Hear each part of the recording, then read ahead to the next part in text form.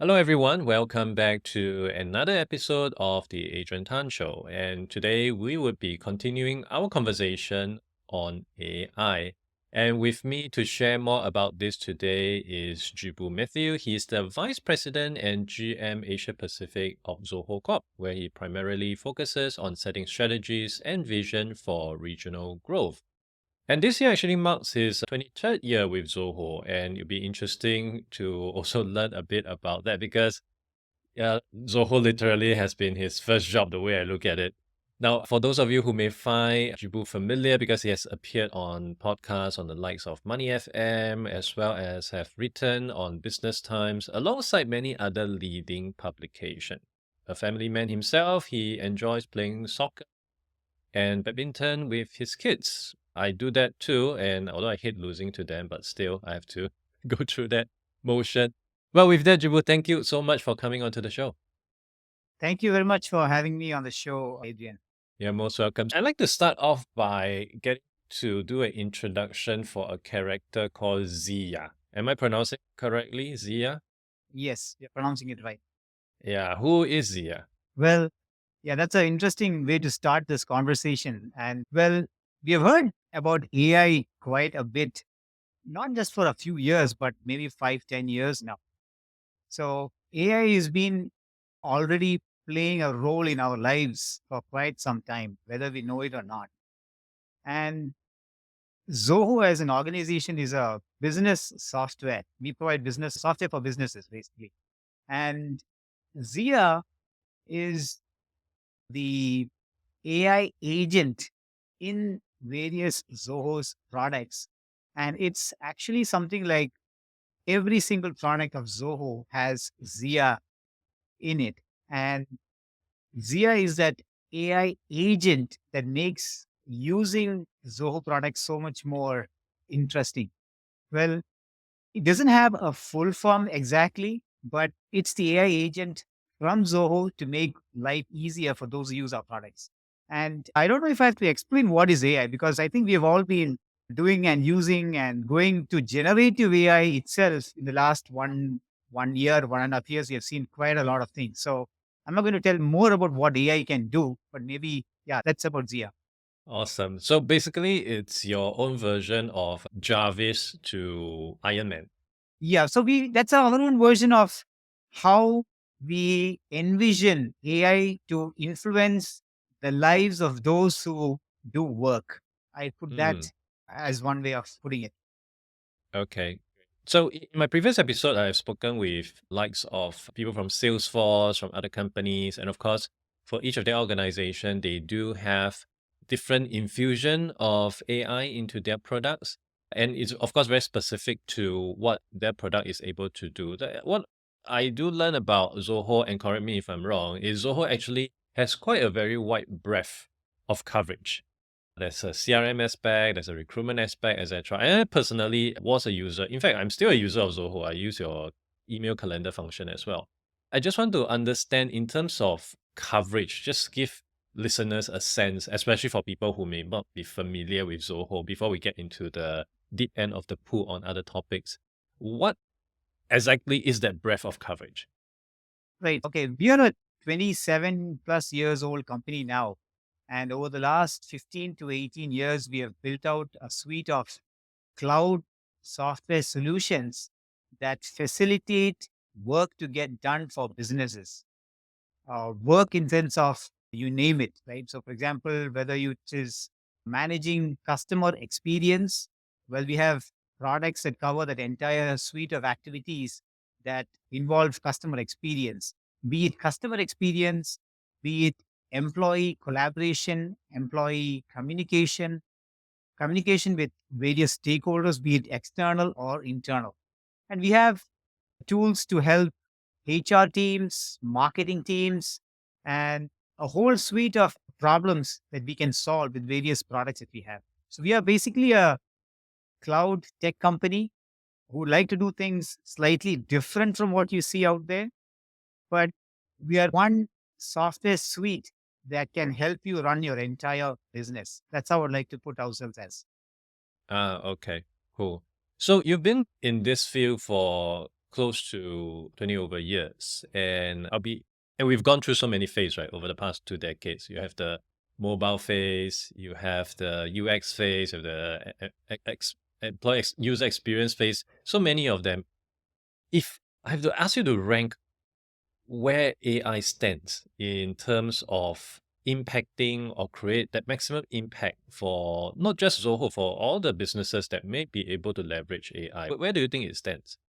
Well, today we are seeing AI in its evolutionary phase. AI, probably in the consumer world, we would have seen AI in action with social media tools that we have used in the last 10, 12, 15 years. We would have surely used AI in various forms. We have used AI in as a consumer, as a user, you may have not directly known that AI is even being used, but AI would have been used. For example, in our own T operations, where the technical side of things happen, where we run our servers or data centers, we use AI to keep, say, keep out attacks, identify problems in our networks, in our servers, identify malware, bots, etc. So we use AI already at the back end, right? At the background, where it is not visible to an actual user.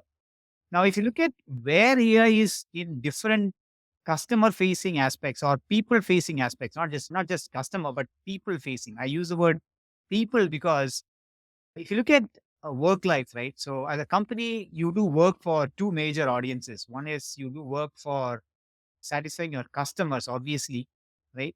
And as a business, there is work done to help your employees support those customers.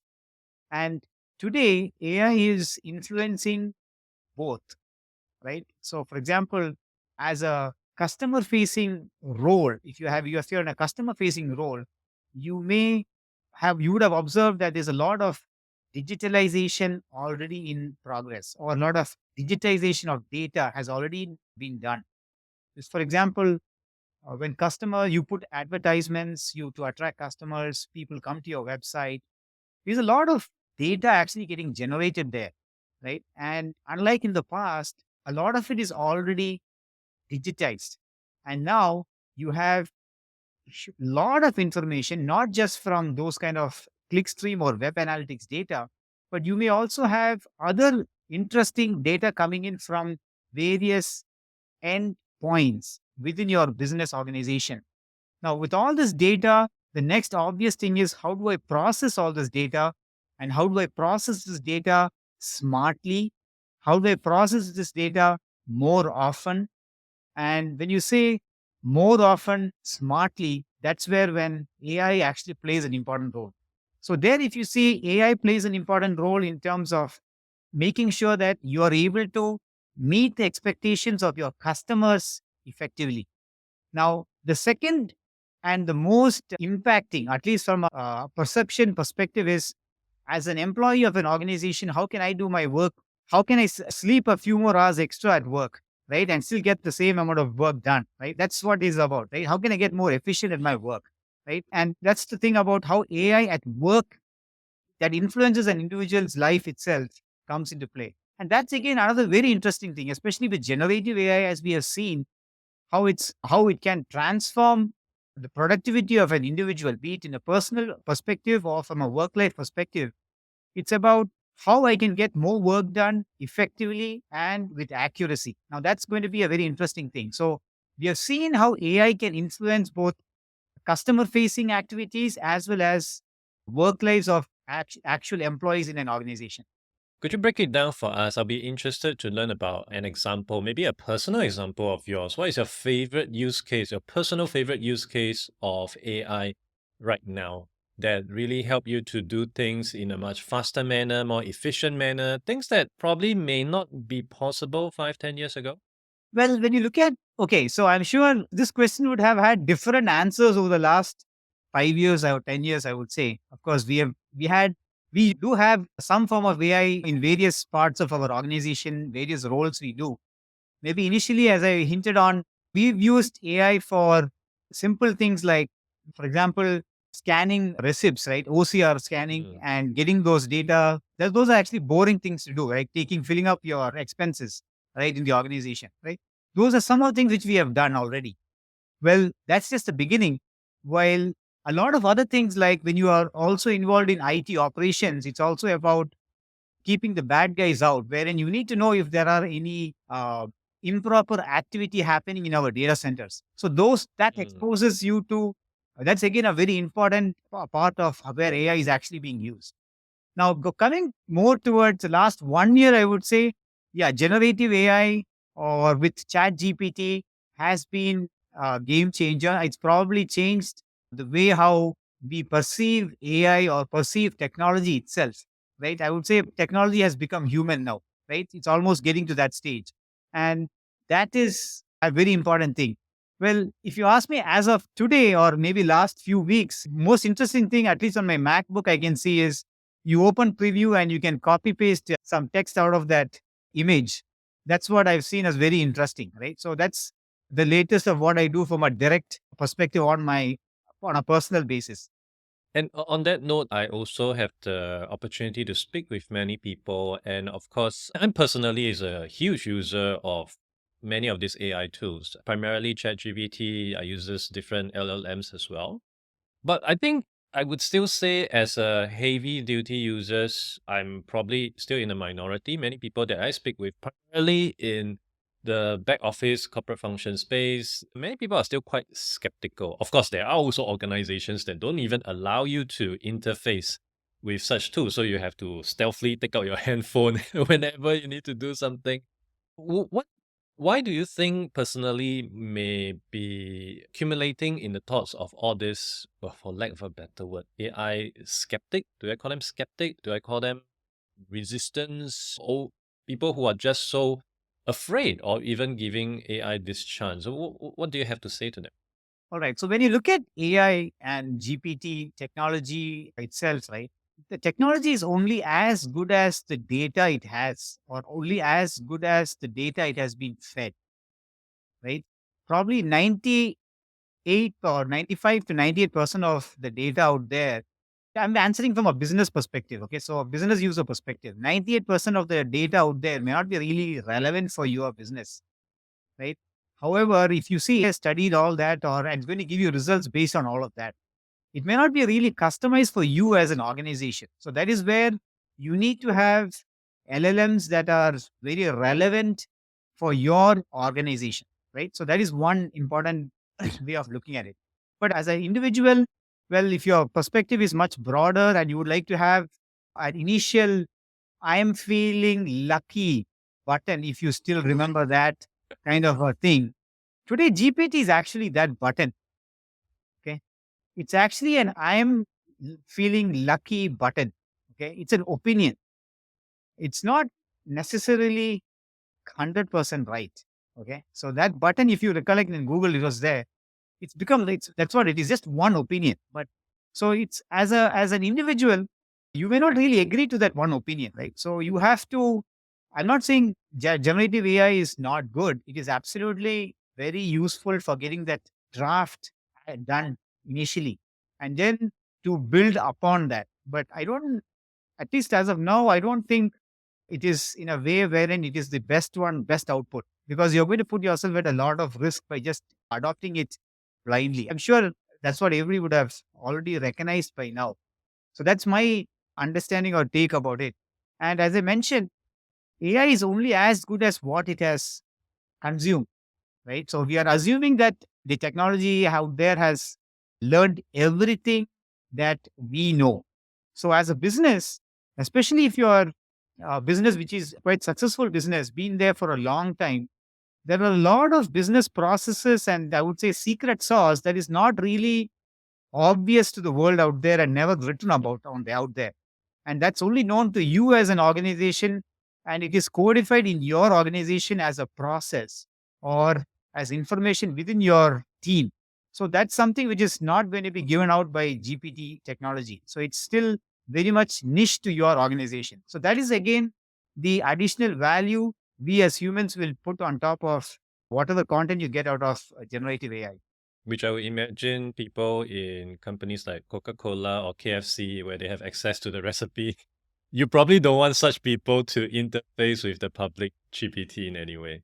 Absolutely. And as an organization, it's not about not allowing your employees. It's also about accidents from happening, right? So if you look at generative AI or other technologies in general, at the end of even whatever we have seen a lot of issues in social media and social media driven legal issues we have seen in the past. Well, AI models or models would have been created based on private data, and end of the day, it's just a sorry and a fine, and you're done with it. But then you as an organization would have leaked information for training those models, and you just pay a Mm, $10,000 fine. Doesn't actually make sense, right? So we are actually not yet there in terms of how to manage these aspects. So mm, that for that those kind of experiences, I would say, keep some businesses from allowing their employees to use generative AI. But interestingly, at Zoho, for us, security and privacy are very high on our way of how we look at things. And even as generative AI technologies like ChatGPT has given like something like almost like a private mechanism to do learning, we try to bring those technologies contextual to the work of the employee so that errors are lesser by the employee. Right? Nobody wants to make an error on purpose, right? So that is different, right? So even as such technologies are brought contextually with lesser chances of human error, the I would say the trust of businesses on technology and technology companies would increase. So that is mm. how the ecosystem will also evolve over time. So I do recognize, of course, that Zoho is quite a huge company with many people. In fact, I think I read somewhere, and this was some time back, that just software engineers alone, you guys have 1,000 over of them. And of course, with that much resources, I guess developing all these safeguards might be much easier. For smaller companies that might also be keen to explore generative AI, ChatGPT, etc., but may not have the resources of a company like Zoho. From an expert standpoint, do you have any advice or recommendation for them on how to go about doing so? Yeah, so it depends upon I believe it depends on what your organization is trying to achieve. And for example, if you're looking at, of course, we are a technology provider, right? We provide software for businesses. So I'm going to be biased in that aspect, right? In my answer there. But I would say if you look at what we have learned over the last 15, 20 years, it's about how to go digital. We transformed ourselves as a digital organization 15, 20 years ago. Okay. And whatever was needed to go in that model is what we have put into our products. And each of our products are, I would say, check boxes needed to get to that in that journey. Right. So if you look at today's businesses, they can depend on organizations like Zoho for doing quite a lot of things, right? We as a company, we are a 15,000 people strong company. We run on Zoho, right? Exclusively, almost exclusively on Zoho, right? From our emails to chats to online meetings to our CRM to project management to our managing our people to communications to building custom apps, etc. We use Zoho's own tools. Well, so as an organization, you can depend on technology providers to help you get a lot of things done so that you have the time and efforts. You can put your efforts on doing what is specific to your domain or specific to your business and grow yourself as an organization. So I would say look at platform products like Zoho or others out there that can actually help you get that part of your work life solved so that you can focus on what is your core values. So that is one recommendation I would give for those who are trying to adopt technology. And of course, even as technology is evolving, right? So we talked about how businesses may not trust AI or generative AI. That's because of some of the history that we have seen, right? Because a lot of businesses today are advertisement driven. The biggest revenue generator for many organizations is advertisement. Advertisement based on somebody else's data. Well, so that is where looking at for organizations that are having strong privacy, security policies, and who do not have an ad driven model is fundamental to make to trust. So we strongly feel those are some basic aspects that can help business to make the right choice in terms of technology. I would like to jump over to something that keeps popping out at me ever since I've gone through your profile, which is you've spent over 2 decades at Zoho, 23 years to be specific. And of course, according to LinkedIn, this is technically a second job, but I really see it as a first job because it's so long.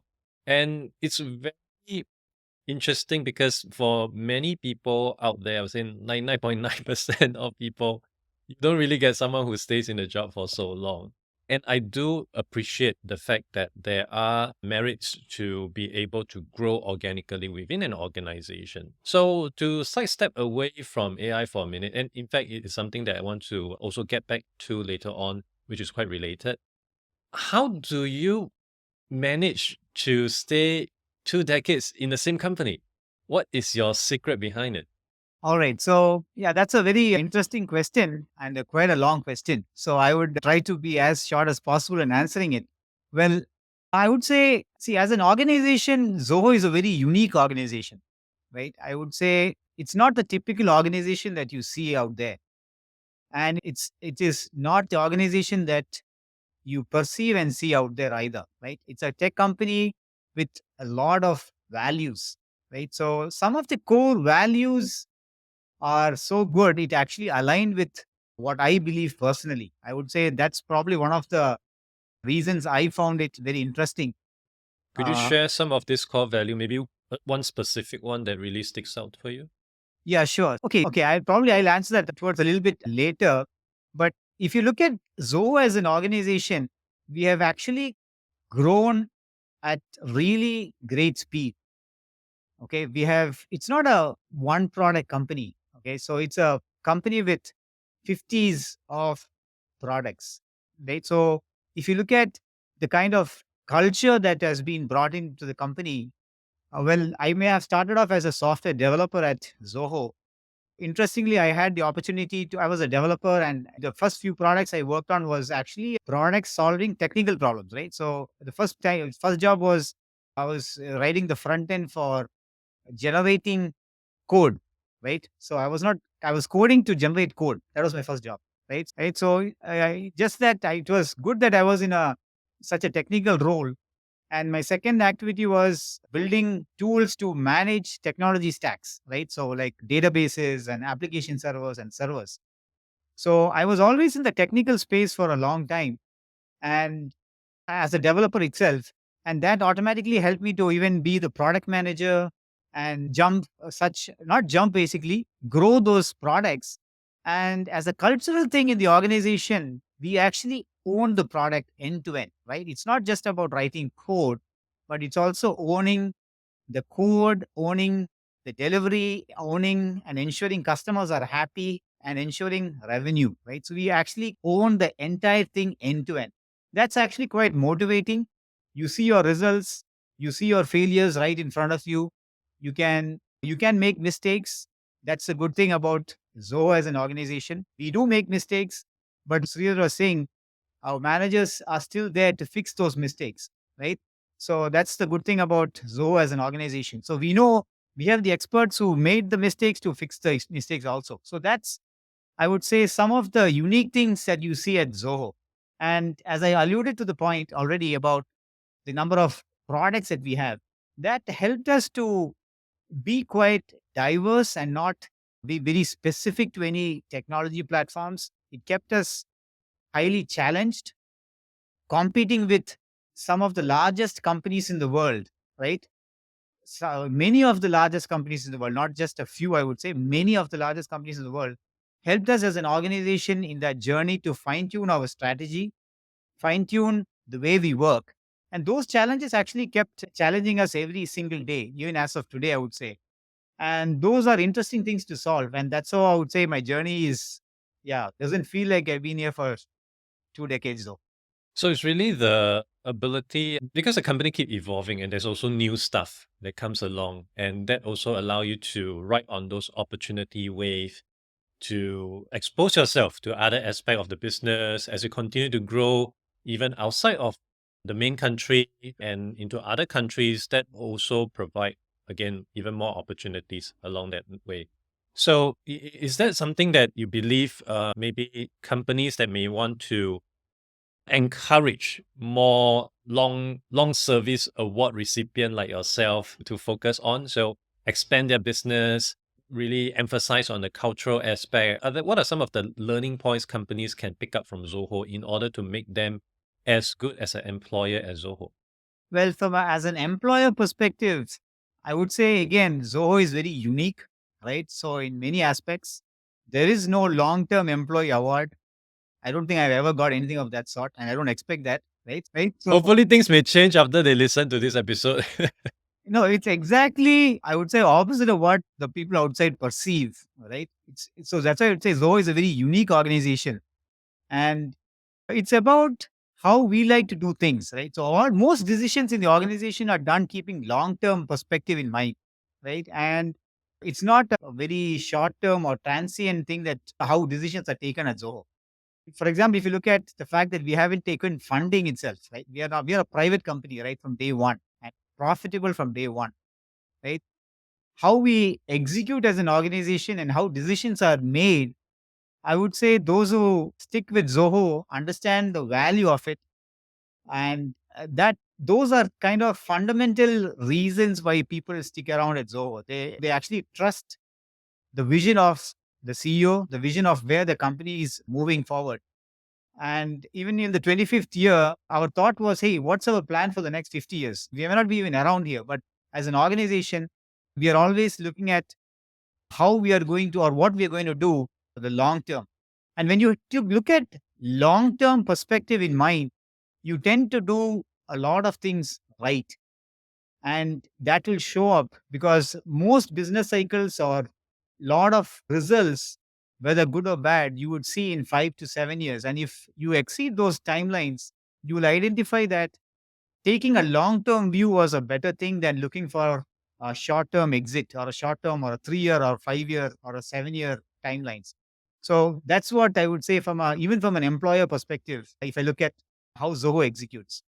So I would imagine for listeners who may be job seeking right now, trying to look at companies to pick and to select to join, knowing that the company actually has a really long-term view would be very important. And it's not just, oh, we want to cash out by next year, the year after, we want to get sold, we want to go IPO.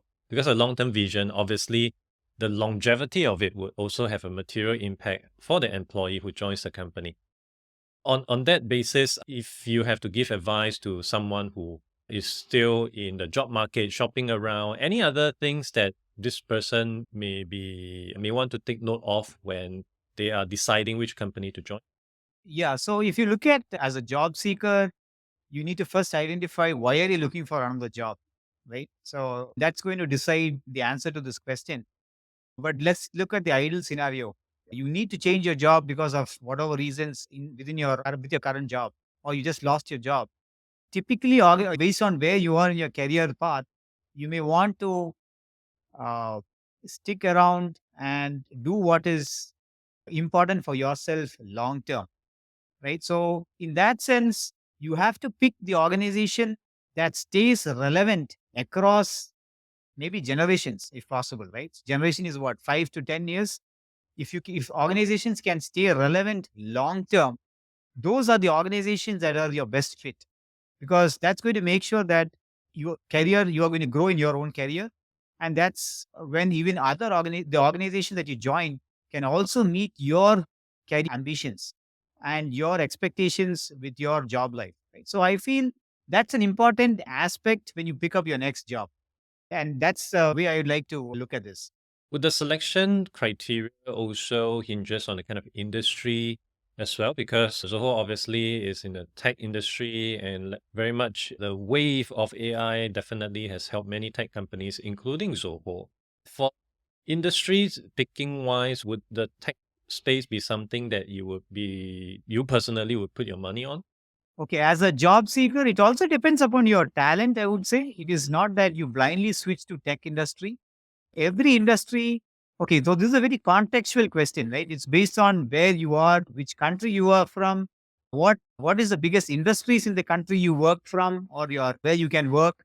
It all depends on a lot of such factors, because just switching to tech industry blindly may not be the right thing. Right now, it is, I would say, I agree that it is super heated.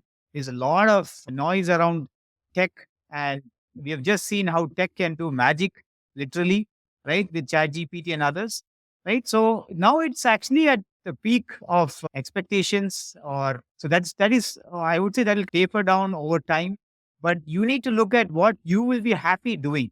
I would say, as a wherever you are put in, right? If you are putting your full effort, whatever job you do, even if you work in a restaurant and you the way you do your work shows, you will be rewarded for it long term or eventually. That's what I feel. Or you will get good ideas. So keep your eyes and ears open.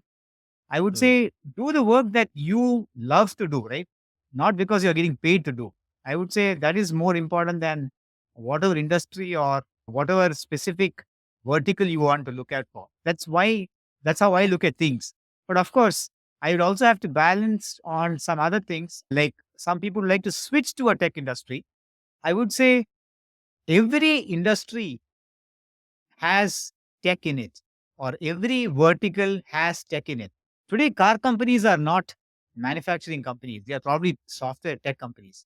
Right? If you look at the kind of acquisitions some of the largest car companies have done or invested in, you would see they are not necessarily just manufacturing or automobile companies. They are now become tech companies. Even the coolest company today in that industry is more proud about their tech and software capabilities. So it is not about switching to a software or tech provider alone that makes sense, but it's also about being in industries that are adopting tech faster and playing along and making use of your existing knowledge, your domain knowledge, and making sure that is applied contextually, consuming and using this technology. That is the right place to be in, because that's where you are also going to be happy, because you have already spent a lot of time in that industry and it's going to mm. be more complementary to your existing knowledge. So I think those that's the way how I would like to recommend. So knowing your key strength as well as your interest and lean into it as much as possible. It's like Michael Jordan, good in basketball, but sucks in baseball, and then came back to basketball because basketball is still where he is better in. Yes. Now, I think we both agree where AI is heading towards, and it's going to be in every single aspect of our life right now. And there are, of course, a lot more things that AI possibly could do. We are still seeing the different use cases being pop up on a regular basis. From your personal perspective and knowing how quickly this space would evolve, what are some of the upcoming or things that you believe could happen that is most exciting to you? What does AI look like to you? Say, I wanted to say 10 years, but 10 years is way too long for AI. Maybe 1 year, 2 years down the road. Yeah. So I would say, let's say, for example, customer experience. I talked about two specific aspects: customers, when software or technology is used for serving customers, or when technology is used for helping your employees, right? So when you look at when customers are being helped with, as you as an organization helping your customers, uh, it's about doing whatever you have been doing currently in a better way. Sometimes we may not realize that also is very important. For example, if you send an email to your bank asking for some clarification, you may have some expectation that you will get result. You may get responses through email in next 3 business days. If as a business, right, if they are able to reduce that 3 business days to an hour or a few hours without investing too much on resources to get that done, that helps solve a lot of things. It improves customer experience. Well, how can that happen? Let's say you have a ticketing system, right? So, for example, we have Zoho Desk, which is a ticketing system that can be used by organizations for supporting customers. Well, as a technician, when you get tens of emails from your customers, you may have to respond to them quickly. And you have a long email thread that you have to respond to. Well, you can use AI, generative AI.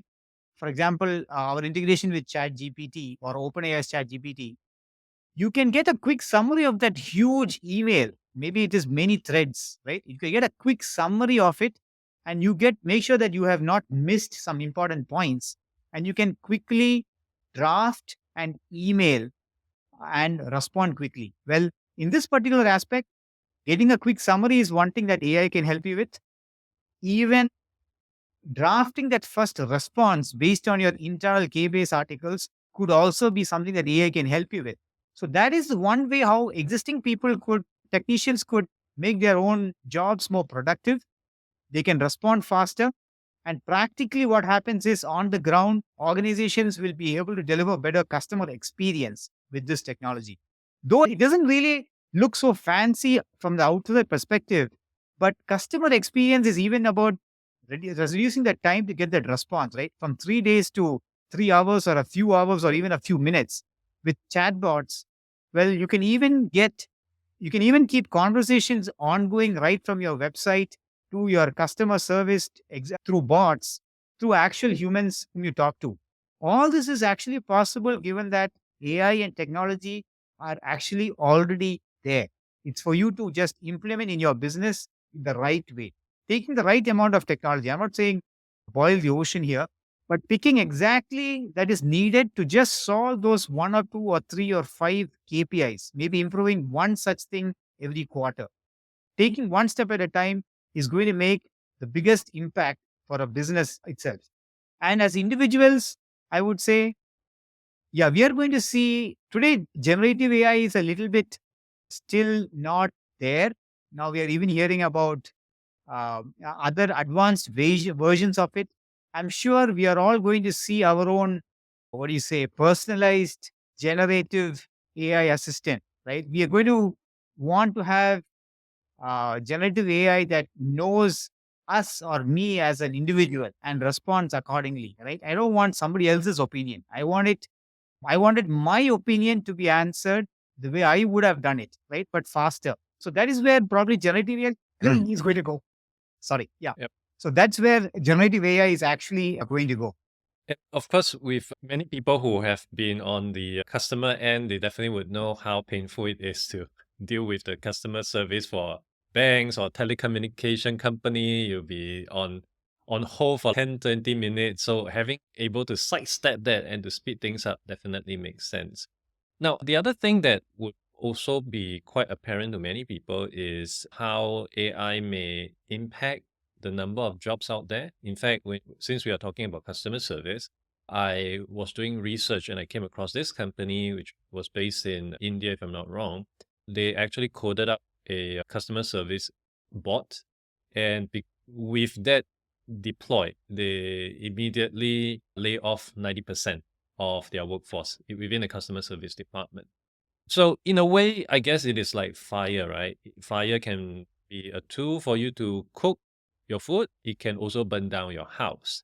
And on that basis, how should one be mindful about navigating their work when it comes to the fact that would AI ultimately even take away my job to begin with? Should I even spend so much time on AI only for it to ultimately displace me?